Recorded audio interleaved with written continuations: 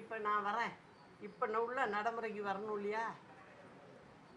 இப்போ முதலமைச்சர் என்ன சொல்கிறாரு, நாங்கள் எனக்கு கம்பு சுத்த தெரியும், எல்லா வேலையும் தெரியும், கார் ஓட்ட தெரியும்.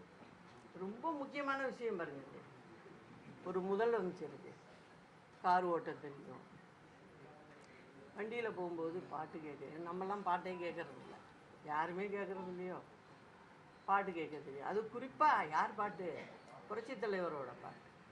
அதை நான் தவறுன்னு சொல்லலை, அந்த பாட்டை கேட்டுனாலும் இந்த மக்களுக்கு செய்யக்கூடாதான்னு தான் நான்.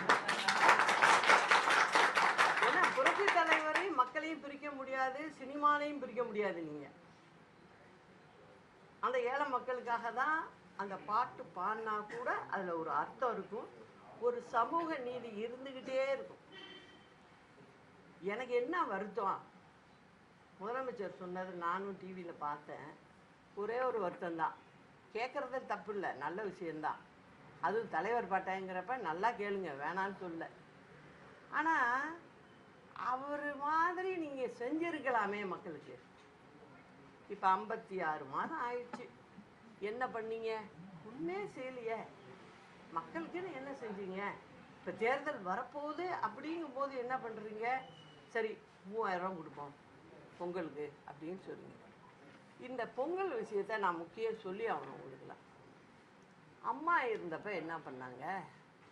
இப்போ உங்கள் வீட்டுங்களெல்லாம் பாருங்கள், நம்மளுடைய மரபு அது.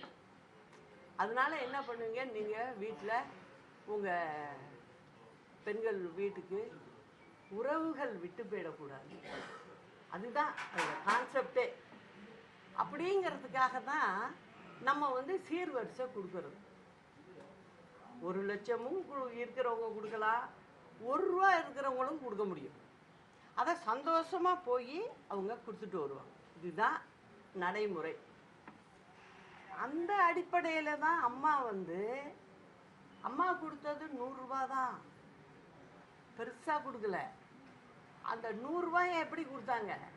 இது ஒரு சீதனம், நம்ம தமிழ்நாடு அரசாங்கத்தை நடத்துகிறோம், நம்ம பிள்ளைங்க எல்லாருமே தமிழ்நாட்டில் வாழ்கிறவங்க அப்படின்னு நினச்சி கொடுத்தது தான் அந்த 100 ரூபா.